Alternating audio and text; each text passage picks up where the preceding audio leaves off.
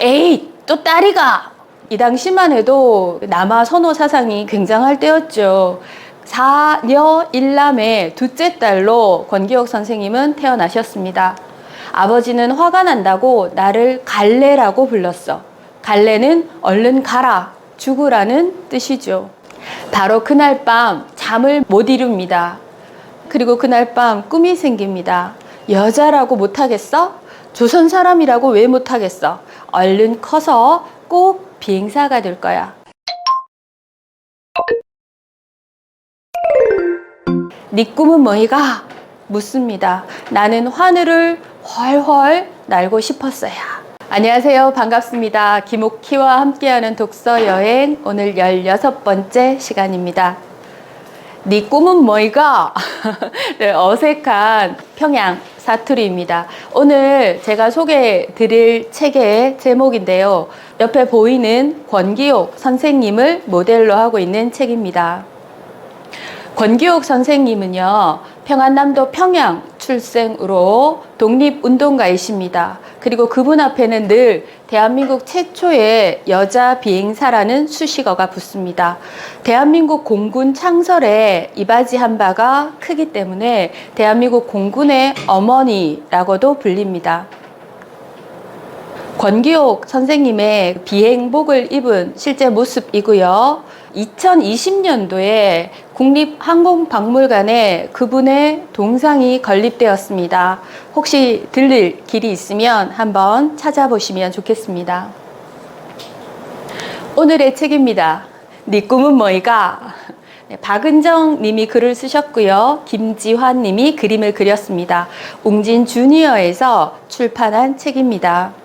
표지 그림에서 어때요? 어린 소녀가 하얀 저고리에 까만 치마를 입고 등장을 하고 있습니다. 멀리 하늘에 날아가는 비행기를 쳐다보며 손을 흔들고 있는 모습이 보입니다.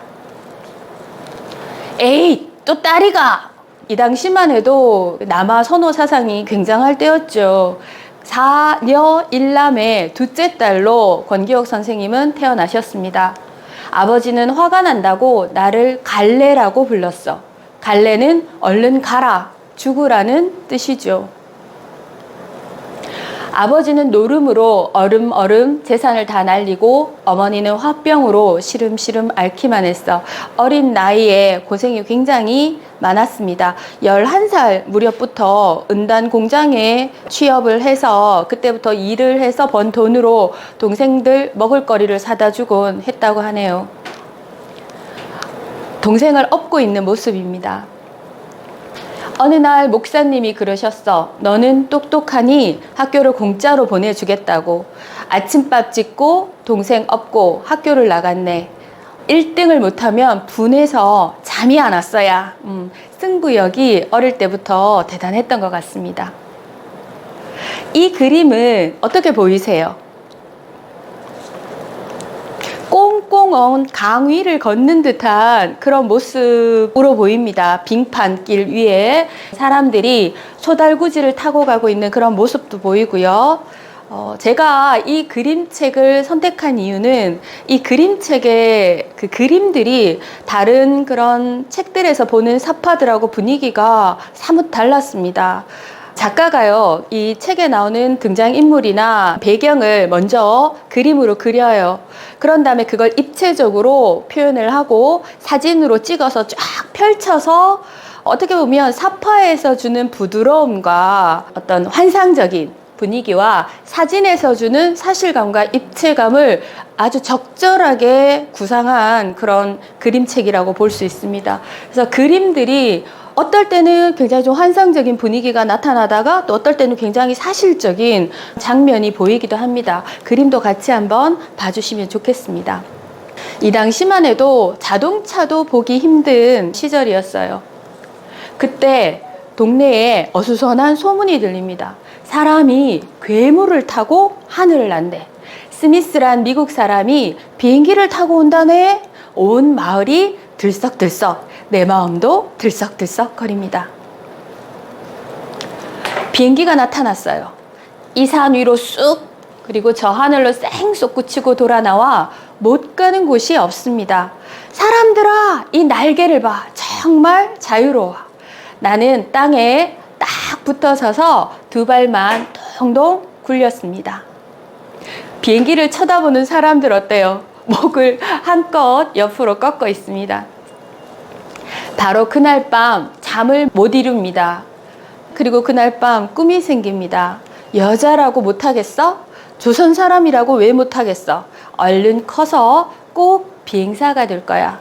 낮에 보았던 그 비행기가 권규옥의 뇌리 속에 아주 강하게 인상 깊었던 모양입니다. 네 꿈은 뭐이가? 묻습니다. 나는 하늘을 훨훨 날고 싶었어야. 권규옥이 스스로에게 대답합니다. 그런데 1910년 우리나라는 일제 강점기에 놓입니다. 일본은 물러가라! 조선 땅에서 물러가라! 네, 3.1 만세운동이 일어납니다. 이때 권규옥은 숭의여학교에 재학 중이었어요. 숭의여학교 3학년에 다니면서 송죽 결성회라는 곳에 가입이 되어 있었습니다. 학교 지하실에서 몰래 태극기를 그리고요. 독립선언문을 함께 베껴 쓰기도 했습니다. 이 사건으로 권규옥은 일본 경찰에게 끌려갑니다. 나는 무기를 나르고 돈을 모으다가 또 잡혔어. 깜깜한 감옥으로 끌려갔어. 경찰들이 내 몸을 거꾸로 매달았지. 어프! 네, 물고문을 당하고 있죠. 난 아무것도 몰라. 아무 죄 없다. 내 손으로 내 나라를 되찾는 게 죄야. 권규옥은 말합니다. 이렇게 감옥에 6개월여간 갇히기도 하고요. 그 이후도 여러 사건으로 경찰에 계속 불려서 오고 다니는 그런 상황이 돼요. 권규옥은 어쩔 수 없이 또 한편으로는 살기 위해서 중국 망명을 결심합니다. 어두운 밤 목선을 몰래 타고요. 중국으로 밀항을 합니다. 중국의 어느 중학교에 들어갑니다. 2년 반 만에 영어와 중국어를 다 공부를 해요. 그리고 나서 어릴 적부터 꿈이었던 비행사가 되기 위해서 중국의 비행학교를 찾아갑니다. 그렇지만 여자의 몸으로 더군다나 조선에서 온 어린 여학생을 받아줄 학교는 그 어디에도 없었죠. 여자는 들어올 수 없어. 여자는 날 수 없다네. 결국 권규옥은 운남성의 장군 단계호를 찾아갑니다. 제가 이 그림책을 읽으면서 여러 역사적인 사실들도 한번 찾아봤는데 굉장히 정확하게 그러면서도 쉽게 풀이가 되어 있더라고요. 그래서 아이들에게 우리가 이런 그림책을 읽어주는 이유가 바로 이런 게 아닌가 싶습니다. 그러니까 어릴 적부터 우리가 그 역사적인 사실들, 우리의 역사적인 배경들, 우리나라에 대해서 아이들이 제대로 알고 많이 접하다 보면 이 다음에 커서 자신이 해야 할 일이라든지 꿈을 찾아가는데 좀 도움이 되지 않을까 싶어요. 독서 발달 단계에서 3, 4학년 이후부터 위인책을 많이 권하고 있습니다. 그 이유가 한 인물의 탄생과 그 인물이 어떤 사회적, 문화적 환경 속에서 어떻게 성장했으며 어떤 일을 했는지까지를 쭉 한눈으로 볼 수 있는 건 적어도 초등학교 3, 4학년 이후라야 가능하다고 해요. 그래야지만이 그 인물에 대한 통찰력이 생깁니다. 아이들이 위인전을 많이 읽고 그곳에서 자신의 롤 모델을 찾도록 도와준다면 이것 또한 독서가 가고자 하는 방향이 아닐까 싶어요. 운남성의 성장 단계호를 만납니다. 여자가 어떻게 여기 왔나? 세상을 돌고 돌아왔어요. 굉장히 험난한 길을 거쳐서 왔죠. 여자가 왜 여기 왔나? 하늘을 날고 싶어서요. 여자가 왜 비행사가 되려 하니? 내 나라를 빼앗아간 일본에 가서 폭탄을 터뜨리고 싶습니다. 권규옥이 당차게 말합니다. 한참을 고민을 하던 단계호가 결단을 내립니다. 좋다. 당장군은 비행학교에다가 편지를 써줍니다. 여자가 자기 나라를 되찾으려고 왔으니 꼭 들여보내라고 써줍니다. 심지어 이 학생을 받아들일 근거가 없다면 지침을 만들어서라도 입학을 시키라고 합니다. 비행학교에 입학을 했다고 해서 바로 비행사가 되는 건 아니죠. 여러 훈련, 어려운 훈련 과정을 거칩니다. 빙글빙글 어지러움을 견디는 훈련도 받았고요. 그리고 비행기를 조정하고 심지어 고치는 그런 기술까지도 배우게 됩니다. 너무 힘들고 위험한 일이었어요. 학생들이 많이 떠나기도 했지만 오히려 권기옥은 하루하루가 행복했다고 합니다. 내 꿈을 따라서 산다는 게 꿈만 같았다는 그런 편지를 친구에게 보내기도 하죠. 처음으로 비행기를 타는 날의 모습입니다. 훌쩍 날아올라 깜짝 너무 놀라 비행기가 부릉부릉 눈앞이 기우뚱기우뚱 잘 날다가 뚝 떨어지기도 해. 펑 터지기도 해. 조종관을 꽉 이를 악물고 비행기를 운전을 합니다.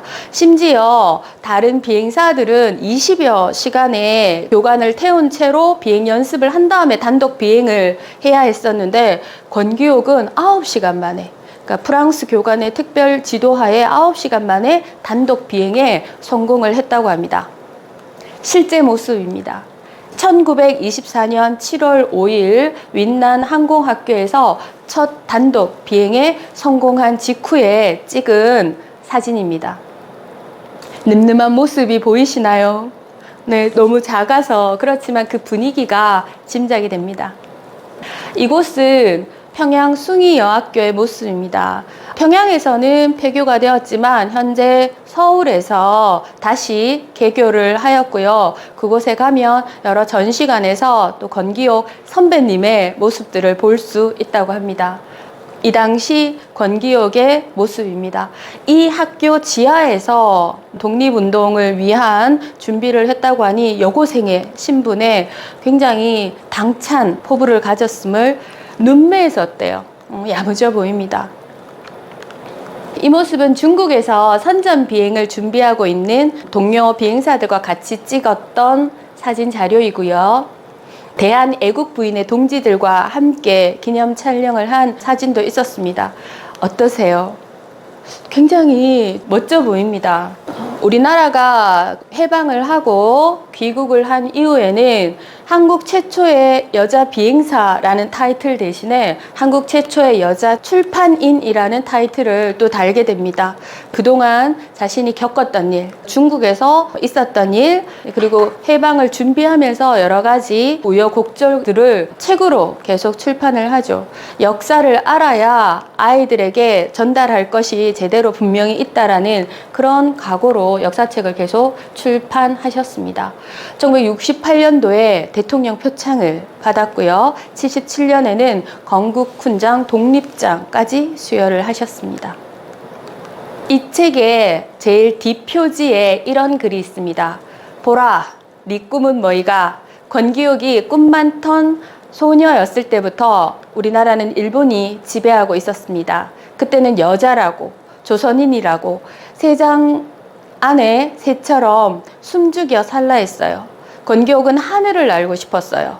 비행기를 타고 날아올라 일본과 싸우고 싶었어요. 아무리 힘들어도 그 꿈을 잊지 않았고 우리나라 최초의 여자 비행사가 되었습니다. 그리고 묻습니다. 여러분의 꿈은 무엇인가요? 앞으로 우리가 계속 고민해야 될 부분이 아닌가 합니다. 제가 꿈 이야기를 하면서 자료를 찾다 보니 아주 유명한 사진이 한 장 있었습니다. 다들 아시죠? 네. 발레리나 강수진 씨의 발입니다. 강수진 씨는 67년생이라고 해요. 자신의 꿈인 발레리나가 되기 위해서 하루 19시간 정도 연습을 하기도 하고 1년에 1000여 켤레에 달하는 토슈즈를 달아 떨어뜨리기도 했답니다. 엄청난 연습량이라고 할 수 있죠. 아침에 일어났을 때 몸이 아프지 않으면 전날 연습을 게을리 했구나라는 자책감이 들 정도로 어떻게 보면 악바리 근성을 가지고 꿈을 향해 열정을 불태웠던 분이라고 할 수 있습니다. 그래서 오늘날 세계적인 프리마돈나라고 불리는 게 아닌가 싶어요. 강수진 씨가 한 유명한 말입니다. 하루를 쉬면 내가 알고, 이틀을 쉬면 선생님이 알고, 사흘을 쉬면 관객이 안다.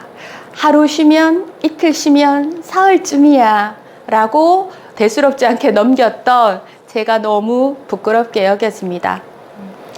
발 사진으로 또 유명한 사진이 하나 있습니다. 우리나라의 축구선수 박지성 씨의 발입니다. 우리 다 알다시피 박지성 씨는 평발로 유명하죠. 평발은 걷기나 운동하기가 굉장히 힘들대요. 쉽게 피로해지고 지치기도 하고 그러다 보니까 부상의 위험도 굉장히 크답니다. 이런 신체적인 핸디캡을 극복하기 위해서 얼마나 연습에 연습을 더했을지 눈에 선합니다. 박지성 씨 또한 굉장히 많은 어록을 남겼더라고요. 그 중에 제가 마음에 와닿던 몇 가지가 있어서 한번 소개를 해드려 보겠습니다. 강한 사람이란 실패한 적이 없는 사람이 아니라 실패를 인정하고 다시 일어서는 사람이다. 남들과 똑같이 해서는 살아남을 수 없었다. 내게 완벽주의는 불가피한 선택이었다. 누구보다 빠르지 못했었고 누구보다 크거나 강인하지 않았다. 오히려 스스로를 굉장히 겸손하게 평가를 하고 있습니다. 하루하루를 최선을 다해서 살아가면 그것이 내일의 나를 만든다. 오늘 현재를 충실히 살아가자는 뜻이 아닐까 싶어요. 다시 초등학교 시절로 돌아가도 난 축구를 할 것이다. 전 이 부분이 그렇구나. 나는 그럼 초등학교 때 어떤 꿈을 가졌었지? 라는 생각이 문득 들어서 제 초등학교 시절을 한번 생각해보고 제 중학교, 고등학교 시절들을 한번 저를 돌이켜보는 그런 문장이 되더라고요. 여러분도 한번 본인의 꿈에 대해서 생각해보는 시간이 되면 좋겠습니다. 제가 여러 사람을 소개를 해드렸는데 쭉 정리를 하면서 꿈이 있는 사람들의 특징들을 한번 모아봤습니다. 첫 번째는 나에 대한 인식이 분명하더라는 거죠. 내가 누구이고 내가 무엇을 좋아하고 내가 무엇을 할 때 가장 행복하고 내가 무엇을 하면 좋을지 나에 대한 인식이 분명한 사람들이 꿈이 있는 사람들의 특징이었습니다. 두 번째는 자기 효능감이 높은 사람이었어요. 내가 어떤 일을 하더라도 나는 성공할 수 있고 그래서 스스로에 대한 기대와 신념이 투철한 사람들이라고 볼 수 있었습니다. 세 번째는 겁이 없더라고요. 그러니까 실패를 두려워하지 않고 무엇이든 도전을 하는 준비가 되어 있는 사람들, 그런 사람들이 꿈이 있는 사람들이었습니다. 남 탓을 하지 않는다. 99% 자기 탓으로 돌리면서 스스로에서 어떤 문제점을 발견을 하려고 노력을 하는 모습을 볼 수 있었습니다. 그리고 다섯 번째, 성실하다. 저는 쭉 정리를 하면서 요즘 가장 절실하게 와닿는 덕목 중에 하나가 성실성이 아닌가 싶어요. 예전에는 사실 성실이라는 걸 능력으로, 재능으로 생각을 안 했던 적이 있었습니다. 그런데 최근에는 어떤 일이든 꾸준하게 끝까지 해내려는 자세, 그게 최고의 삶을 대하는, 인생을 대하는 태도가 아닐까 싶은 생각이 들더라고요. 5가지 찾고 마지막으로 한 가지를 더 찾아봤습니다. 눈빛이 살아있는 사람들이었습니다. 무엇을 하겠다라는 의지가 그 눈빛으로, 자기가 하고 있는 일에 대한 기대와 만족감이 그 눈빛으로 다 표현되더라고요. 눈에 힘이 꽉 들어가 있는 모습, 굉장히 멋있는 모습이었습니다. 이렇게 우리가 꿈을 이루는 사람들의 특징을 알아봤는데 나는 아니야, 내 얘기는 아니야, 나는 나이가 많아서 이렇게 생각을 하시는 분이 있을 것 같아요. 그래서 제가 또 찾아왔습니다. 여러분들이 그런 핑계를 대지 못하도록. 조선 효종 때의 대표적인 만학도로 알려져 있습니다. 김득신 이라고 하는 학자분이시죠. 이분은 어렸을 적에 천연두를 앓으셨대요. 그러다 보니까 발달이 또래들보다 많이 좀 더뎠답니다. 10살이 지나서야 글 공부를 시작을 했고요. 그 이후에도 계속 책을 읽어도, 같은 책을 심지어 3개월여간 읽어도 첫 구절조차 기억하지 못하는 그런 둔재형이었답니다. 주변에서 공부를 포기하라고 말리는 사람들까지도 많았다고 해요. 그러던 분이 59에 드디어 꿈이었던, 소원이었던 과거에 급제를 하게 됩니다. 이분은 80세까지도 책을 손에서 놓지 않았대요. 안 읽은 책이 없고 못 읽는 책이 없었다고 합니다. 증평군에 가면 김득신 문학관이 있다고 하니까 여행을 할 때 우리 알고 가서 보는 것 굉장히 큰 재미라고 할 수 있죠. 한번 꼭 들러 보시기 바랍니다.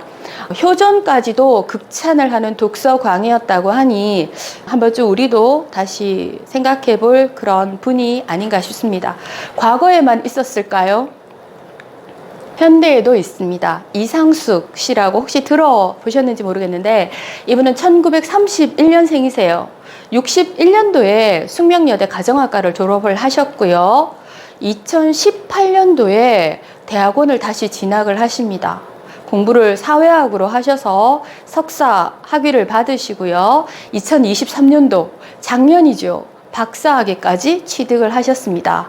그때 나이가 만 92살이세요. 부끄러워집니다. 네. 그리고 올해는 책까지 출간을 하셨어요. 이래도 여러분 나이 탓을 하실 건가요? 자, 쐐기를 박아 보겠습니다. 도로시 호크너라는 미국 분이세요. 지금 뭘 하고 계신가요? 네, 스카이다이빙을 하고 계십니다. 연세가 어떻게 돼 보이세요? 104세입니다. 작년 사진이에요. 104세이시고요. 심지어 옷도 평상복을 그대로 입고 상공 4,000m 이상 되는 높이에서 뛰어내리셨대요.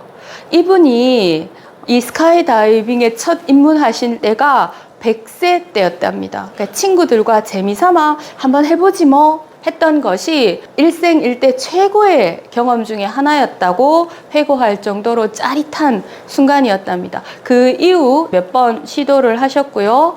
104세 때는 이렇게 아주 멋진 모습으로 착륙을 하십니다. 밑에서 여러 손님들이 기다리고 있었겠죠. 그래서 내리시면서 그분들한테 일일이 이렇게 말씀하셨대요. 나이는 단지 숫자일 뿐. 꿈을 이루기에 너무 늦은 나이란 없어요. 알고 있죠? 자, 그러면 꿈을 이루기 위해서 우리가 어떤 노력들을 하면 좋을까요? 첫 번째는 새로운 것을 두려워하지 마라.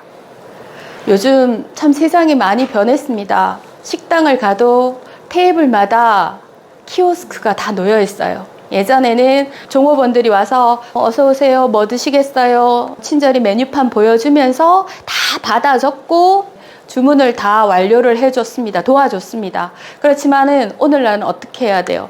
다 손으로 직접 내가 먹을 음식을 다 골라야 됩니다. 이거 굉장히 낯설어요. 저도 낯설더라고요. 그런데 한 번 해보고 두 번 해보고 세 번 해보니까 좀 괜찮더라고요.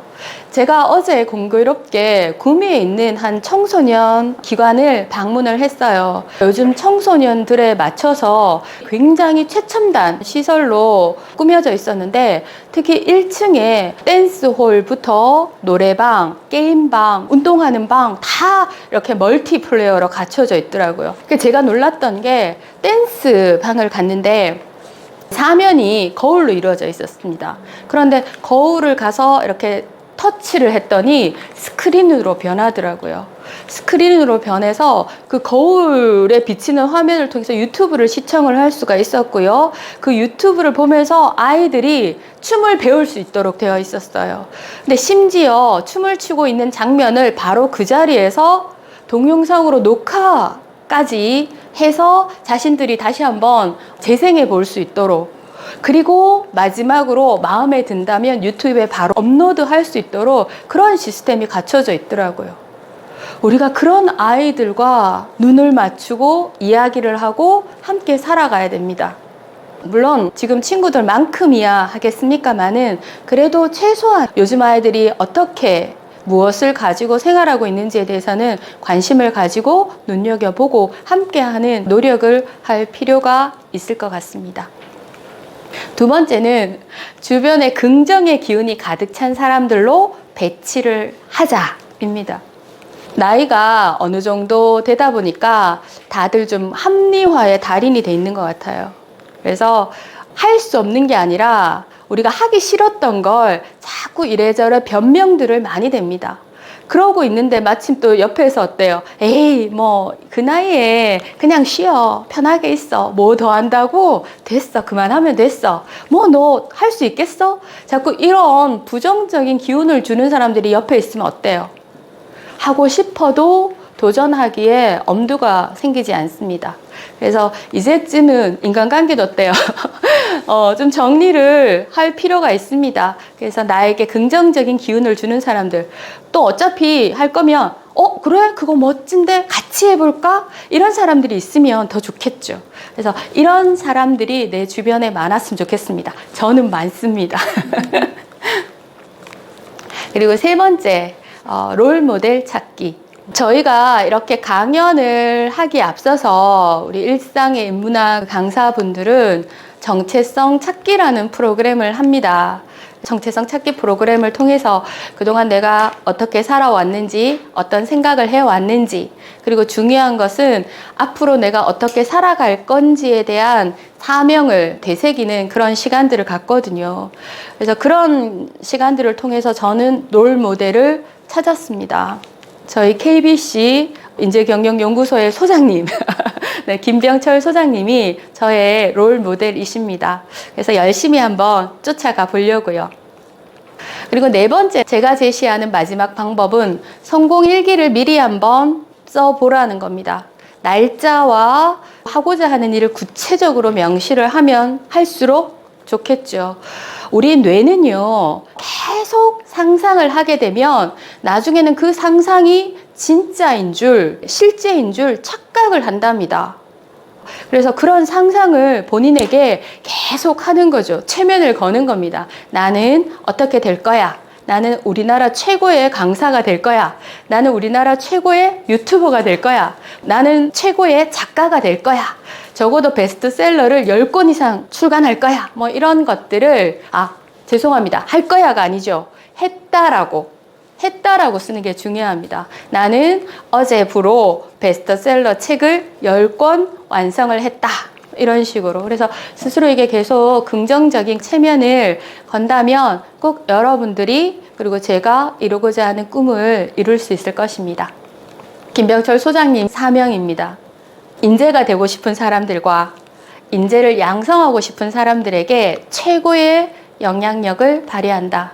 지금 벌써 최고의 영향력을 발휘하고 계시고요. 앞으로도 굉장히 많은 영향력을 발휘하실 분입니다. 그래서 저 역시도 오늘은 마지막 마무리로 메시지를 전달하기보다는 저의 사명에 대해, 저의 꿈에 대해서 여러분들한테 발표하는 시간을 갖도록 하겠습니다. 나 김옥희는 자아 실현을 원하는 사람들에게 최고의 영향력을 발휘한다.